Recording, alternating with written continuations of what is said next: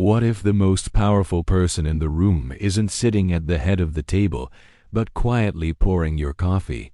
What if the key to a $5 billion deal isn't locked in a boardroom briefcase, but hidden in the mind of someone you never even noticed? This isn't just a story about business or billionaires.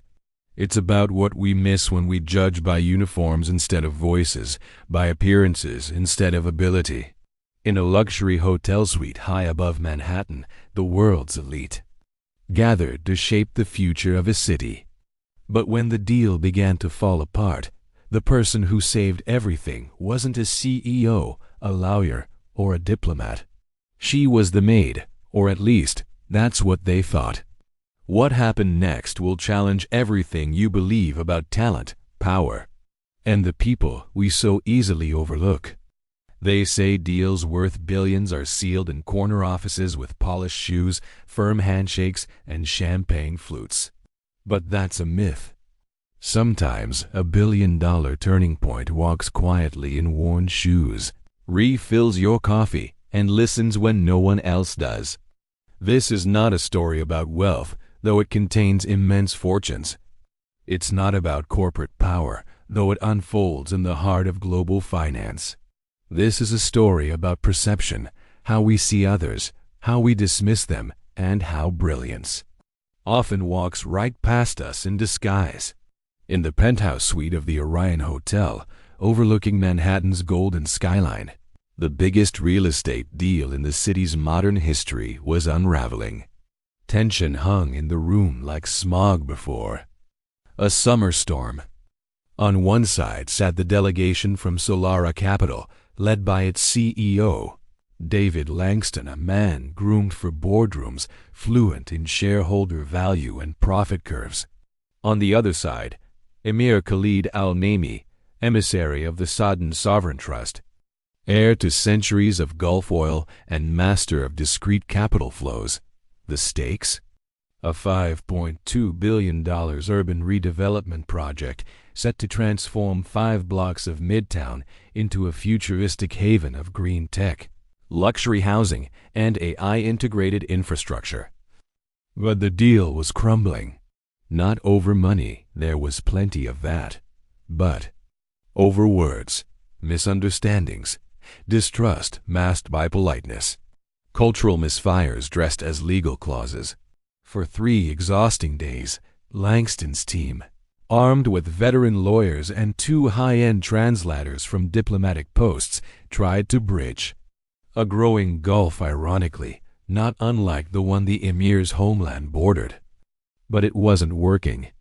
Every new draft seemed to insult someone. Every clause raised a brow. Every translated sentence lost just enough meaning to cast a shadow of doubt. And then it happened.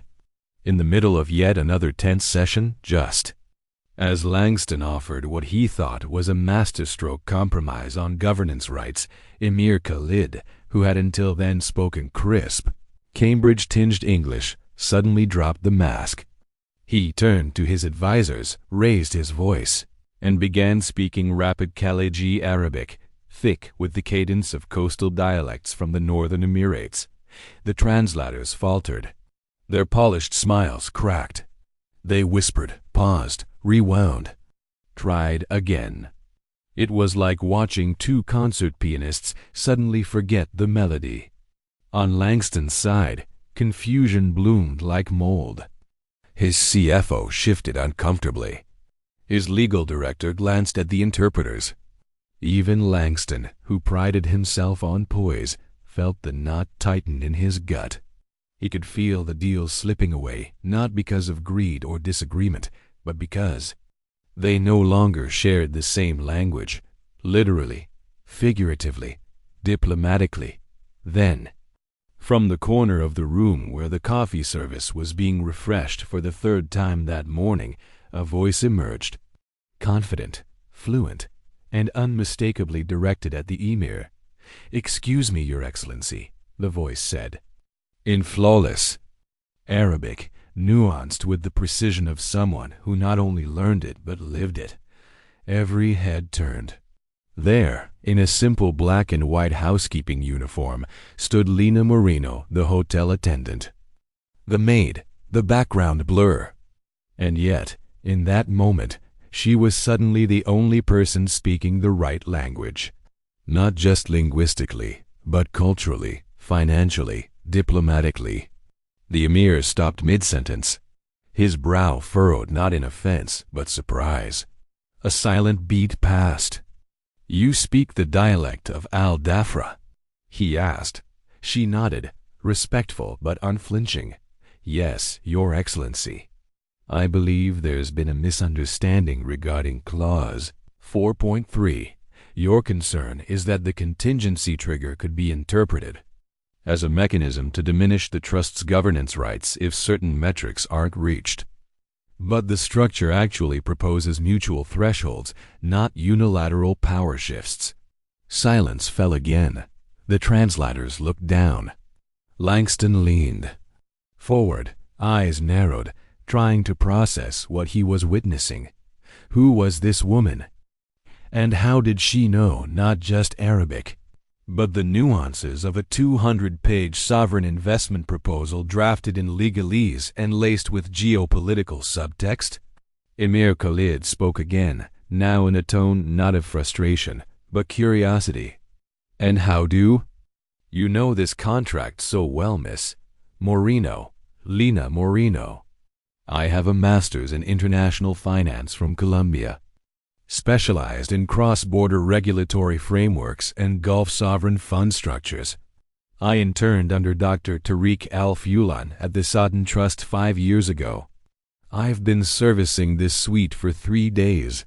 I've overheard most of the negotiation, and I realized something was getting lost in translation, specifically the governance safeguards." Around the table, the air shifted. The tension gave way to uncertainty.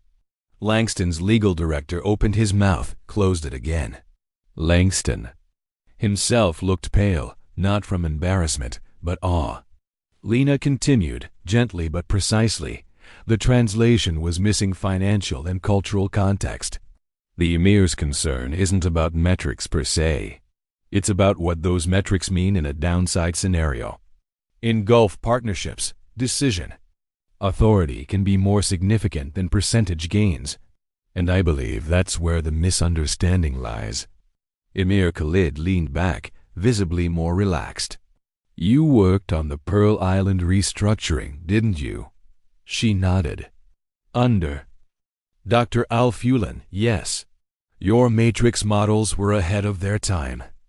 "That's kind of you to remember, Your Excellency." Langston blinked. A maid, a financial prodigy, sitting quietly by the coffee carafe for days, holding the missing key to a deal he had nearly lost. This wasn't just a twist. It was a revelation. At that moment, the power dynamic in the room shifted, not because someone raised their voice or slammed the folder shut, but because someone spoke truth in a language that hadn't been heard properly in days, because someone who wasn't supposed to speak had the courage, knowledge, and fluency to step in where others floundered. Lina Moreno was no longer a maid in that instant. She was a bridge. Not just between languages, but between two worlds that rarely meet on equal footing. She didn't take a seat yet. She didn't need to. She simply clarified what the professionals with diplomatic resumes and six-figure salaries could not. The virtue.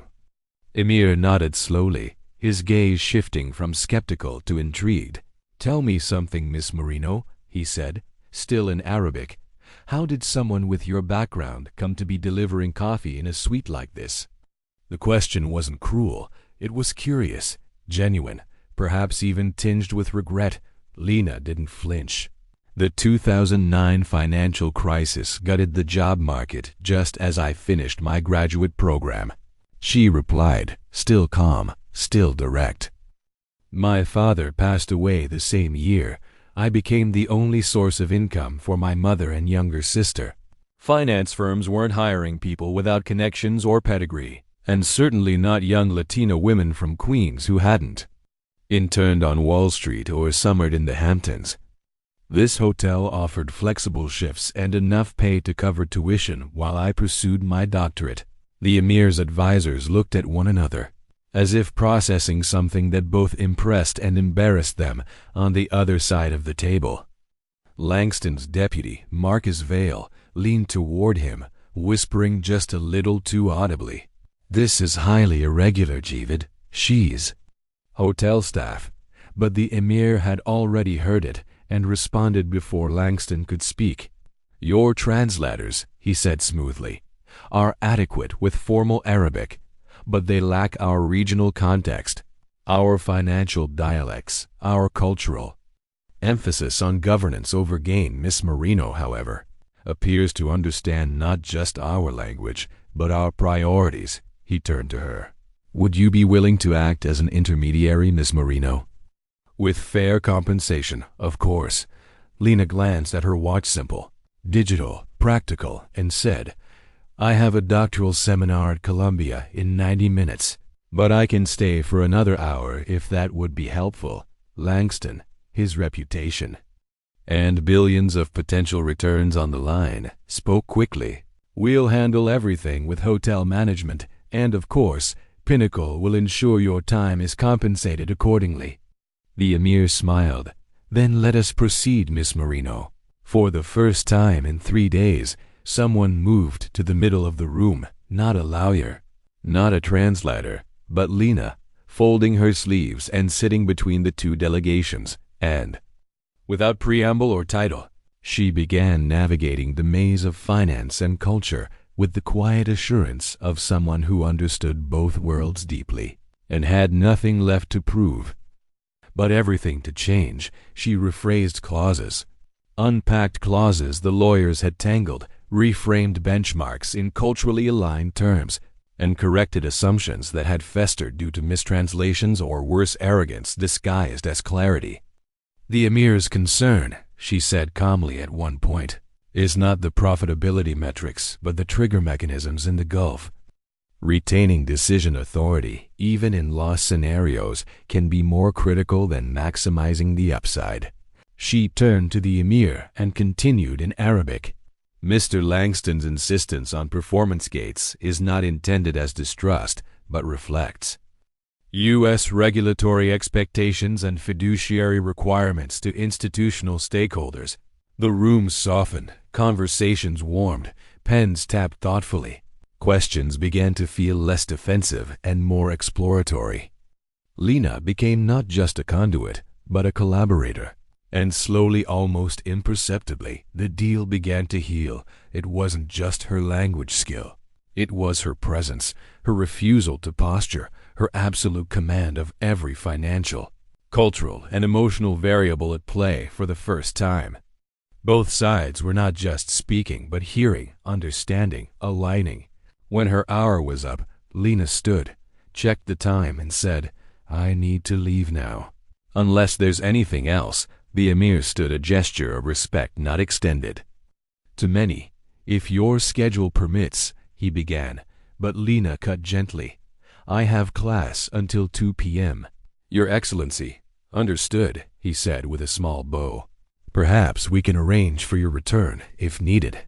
The moment she left, Langston sat back, exhaling in disbelief. She might have just saved this entire deal. He said quietly, to no one in particular. One of the emir's senior advisors nodded. "She understood our fears," he said, "and she never once made us feel foolish for having them." Langston was quiet for a long time, then finally said what none of them had wanted to admit. "We've been spending hundreds of thousands on expert translators, and the person who actually solved our crisis was someone we didn't even notice." The emir's aide responded dryly, "It is often the case," and as silence fell again, each man in the room privately replayed how many times they had passed by someone like Lina without ever really seeing her. How many elevators, coffee carts, folded towels, and forgotten names had held more potential than they'd ever cared to imagine. Lina didn't look back as she walked down the hallway from the presidential suite, not because she wasn't aware of the sudden shift that had just occurred, but because she had lived this dance before, the slow unraveling of assumptions, the stumbling shock in powerful men's eyes when the woman delivering their coffee turned out to know more about their deal structure than their own advisors. She had learned long ago that brilliance doesn't always enter through the front door. Sometimes it sweeps floors first, wears name tags, and studies in silence while others debate loudly. The elevator ride to the lobby was quiet, but the internal hum of her thoughts was deafening. Not about the negotiation, but about the years spent overlooked, the qualified job applications ghosted, the internships handed to someone with the right last name and a summer home in Nantucket. The uncomfortable truth was this: her presence in that suite hadn't changed the system. It had merely revealed its cracks. Upstairs, the room she had left behind was no longer the same either. David Langston sat still, hands clasped, mind racing. How had they missed her? How had he missed her? And more importantly, how many more like her had he passed over in boardrooms, in lobbies, in waiting rooms where polished shoes met cheap tile? The emir broke the silence first. Appearances, he said, are often misleading. Langston nodded. We assumed she was what her role suggested, he admitted, not what her words revealed. In our country, the emir replied, we say, judge the well by its water, not the decorations around it. The quote settled like stone on glass, and somewhere inside Langston, something shifted, not just tactically but morally. Would she be willing, he asked slowly, to return in an official capacity? I believe she already has, the emir smiled, whether you recognize it or not. And over the next 2 days, Lina returned not with a tray, but with a leather portfolio, not in a uniform, but in a navy blue suit that fit like it belonged. The transformation wasn't in her, it was in how they saw her. But what was most striking wasn't her appearance, it was her command. She didn't seek attention, didn't posture. She simply navigated, interpreted, synthesized her brain, working faster than any spreadsheet, connecting governance safeguards with sustainability frameworks, translating American risk matrices into culturally intuitive protections for Gulf investors. And when questions arose about regulatory parity or enforcement jurisdictions, she responded not with jargon, but with clarity. You're both right, she said at one point, but you're also speaking past each other. This clause needs bilateral activation triggers, not just a performance threshold. One of the emir's advisors leaned back, impressed. She understands the mechanics better than our Zurich counsel, he whispered, and by the third afternoon, the revised term sheet was finalized, every sticking point resolved, every translation issue neutralized, every legal ambiguity recast in language both sides respected. When the emir's chief legal advisor signed the preliminary agreement, he paused and said, Miss Moreno's restructuring of the clause language addresses all our core concerns without diluting the financial integrity of the project. Langston, who had once feared the collapse of his legacy, now found himself sitting opposite the very person who had salvaged it. He approached Lina afterward, offering something rare in his world, a sincere apology. I owe you more than just thanks, he said. I owe you an apology for not seeing you sooner, for mistaking service for silence. She looked at him for a long moment, her voice calm. You're not the first, she said. The world is full of invisible people, women, immigrants, people of color, anyone whose brilliance comes in packaging this system doesn't recognize. But the truth is, they've always been there, always watching, always waiting. Langston's face, so often guarded by years of deals and detachment, softened slightly. We need to change how we look, he said, more to himself than to her. And then something unexpected happened. The emir, who had remained mostly observant during the exchange, stepped forward. Miss Moreno, he began, we are establishing a new sustainability investment division in New York. We require someone who understands both Western financial environments and Gulf investment philosophy, someone who speaks both languages in every sense of the word. Lina's expression flickered, not with shock, but with something deeper. A pause in the rhythm of years-long perseverance. I would be honored to have that conversation, she replied, steady as always, after I complete my doctorate. Of course, the emir said, though in truth I believe these past few days were the only interview I need, she nodded, accepting the offer with grace but without capitulation, because after everything, she had earned the right to choose, not just be chosen. Later that week, Pinnacle's finance director reached out with their own offer, a consulting arrangement with compensation 6 times her hotel salary, enough to finish her dissertation without working late nights changing linens for people who never learned her name. And when Lina returned for the next negotiation session, the staff who once walked past her now held the door open, not out of politeness, but recognition. The signing ceremony wasn't scheduled for fanfare, but it felt historic all the same, not because of the usual elements, the handshake photos, the long table with mirrored water glasses, the sterile backdrop of skyline renderings, but because of who was now seated at that table. On the left sat David Langston, CEO of Pinnacle, flanked by his legal team, visibly relieved. Their postures finally unclenched after days of tightrope diplomacy. Across from him sat Emir Khalid Al-Naimi, the architect of the sudden sovereign trust, whose signature would anchor billions in capital flows into a Manhattan skyline still aching to be reborn. But at the center, neither on the guest list nor the original invite, sat Lina Moreno, now no longer a question mark, no longer the hotel staff whose badge had been ignored, now simply and fully herself. A consultant, a subject matter expert, a force. She had discussed her compensation quietly with Pinnacle's finance director the night before, and for the first time in years, her schedule would no longer depend on midnight shift rotations or bus schedules from Queens. She could focus fully on finishing her doctorate in sustainable finance, and maybe really sleep for the first time in months. But even more than the money or title, it was something else that settled into her bones that day.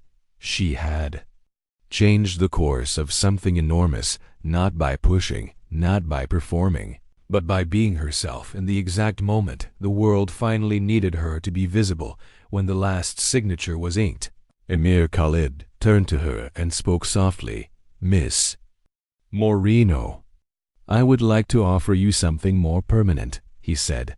"We are building a new sustainability investment hub in New York, and we need someone with your perspective, your grasp of our principles, and your courage to speak when it would have been easier to stay silent." Across the room, Langston, who had spent years mentoring Ivy League talent and writing LinkedIn posts about leadership, nodded slowly, then said something no one expected.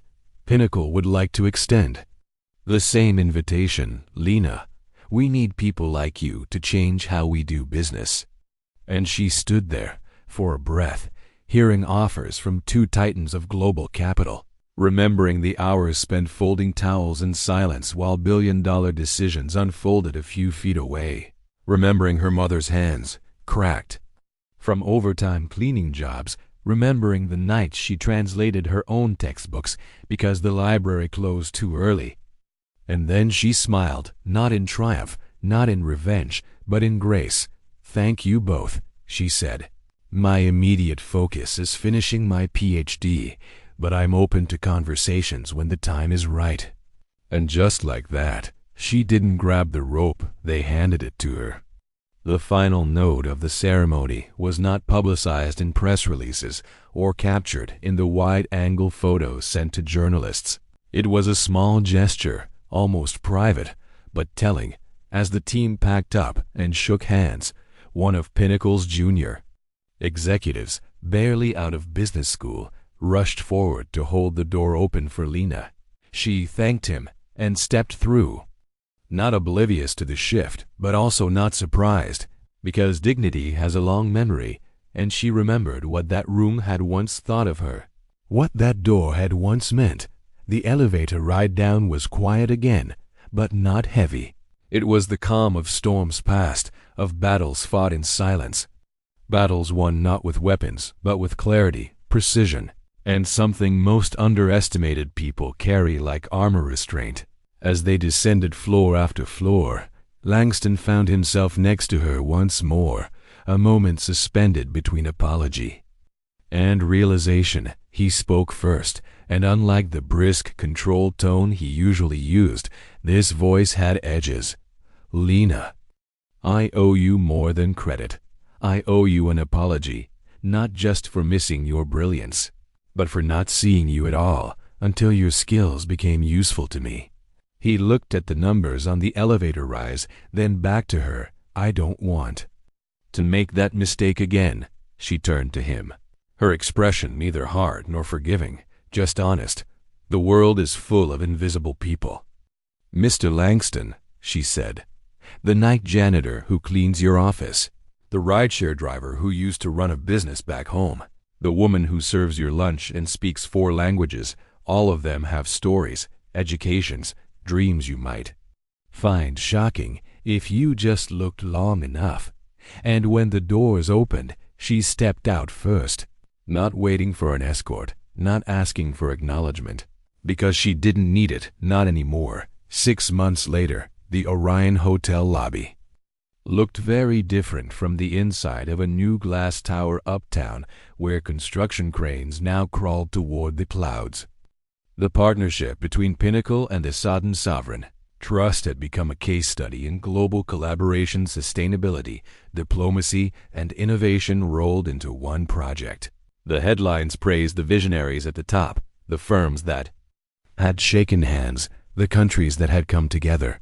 But they never mentioned Lina Moreno, not once, not by name, but inside the new headquarters, 1 floor below the rooftop garden she had quietly proposed as a green buffer for carbon offset, sat an office, corner window, sunlit desk, and on the first morning she walked into that office, now as Director of Sustainability Integration for the joint venture, she found a small box on her desk wrapped in linen. Inside it, a pen, elegant and balanced, inscribed in Arabic with a saying she had once heard spoken and that very sweet, "Judge the well by its water, not the ornaments." The note was signed by Emir Khalid himself. "May you continue to surprise those wise enough to see your value." She placed the pen on her desk centered, just beneath her credentials and a framed photo of her family, and turned toward the window. 5 stories below, a delivery driver pushed a cart of boxed lunches past a security desk, unnoticed by most, but not by her, never by her. Because she knew, always, that brilliance doesn't wear uniforms, it wears perseverance, and that sometimes the most important voices enter quietly, not with credentials, but with clarity, and when they speak, the room must learn to listen. From street level, no one walking past the glass tower would ever know that the heart of this billion-dollar structure, the equity bridge, the sustainability matrix, the very idea of balance between ambition and accountability had been saved by a woman most would have passed without a second glance. And yet, for those who worked inside, especially the ones who had been there that week, Lina Moreno's presence was no longer peripheral, it was foundational. She didn't seek credit, didn't correct the omission of her name in headlines, didn't push to be quoted in press briefings, because for her, the victory wasn't invisibility, it was an impact. But there's a difference between being quiet and being invisible, and the world had confused the two for too long for too many people. She didn't forget the feeling of moving through a space unnoticed, of knowing more than the room but being treated as less than the table. It's a strange kind of weight to carry, being invisible, not for lack of merit, but for lack of assumptions that you could matter. So when Lina built her team for the sustainability division, she did things differently. She reviewed resumes. Blind, removed names, removed alma maters. She looked for clarity, for grit, for people who had shown brilliance not in privilege but in persistence. She interviewed a janitor with a PhD from Cairo who never got a US job because of his accent. A single mom who coded clean, scalable ESG frameworks in her bedroom while her daughter slept. A retired oil engineer turned climate risk analyst from Lagos who had been overlooked because he was too old for tech. And when she hired them, she didn't do it as charity. She did it because they were the best, because she knew firsthand. That potential is not always neatly packaged. Sometimes it comes with calloused hands, with second languages, with time gaps on a resume that tell you everything about someone's resilience. Her office door remained open, not metaphorically, literally, and her coffee, the one thing she once served silently to people who barely noticed her, was now something she offered at every meeting. Not as a reminder of the past, but as a small, radical act of humanity years later, when that development became a global model for sustainable investment. When the Sodden Pinnacle Partnership earned awards and headlines, Lina gave her first keynote speech in Dubai, standing in front of 2,000 financial leaders from around the world. She opened not with market data or buzzwords, but with a story, a quiet one, about a negotiation that nearly failed because people forgot that understanding goes beyond translation, and that sometimes the most critical insight in a billion-dollar deal doesn't come from the boardroom, but from the corner of the room you forgot to look at. We speak so often of value, she said, but rarely ask, who gets to be seen as valuable? And why? The room, normally humming with side conversations, fell silent because the truth had weight, and Lina had learned how to carry it and share it, and in doing so, remind an entire industry that impact doesn't always enter with a business card. Sometimes it arrives with a mop bucket, listens patiently, and then when the stakes are highest, saves the day with a sentence no one else could say, because it was spoken with the authority of lived experience and the fluency of someone who had spent a lifetime watching from the margins, waiting for the moment to be invited in, and when that moment finally came, she didn't demand the room to change. She changed the room by simply refusing to let it continue as it was, not with anger, but with grace, not with blame, but with better ideas, and in the end, she didn't just help close a deal, she opened a door. And on the other side of that door, a generation of once invisible people were waiting, ready to be seen. Sometimes the most brilliant minds aren't where we expect them to be, not because they lack talent, but because the world hasn't yet learned to see beyond uniforms, accents, or job titles. Lina's story is a reminder that potential is everywhere, but opportunity is not. If you're in a position of power, take the time to truly look around you, listen, ask better questions, because the person who changes your future might be standing quietly just outside your line of sight. And if you've ever been the invisible one, know this: your value isn't diminished by being unseen. It just means your moment hasn't arrived yet. But when it does, step forward without apology. The world needs your voice, your insight, your presence.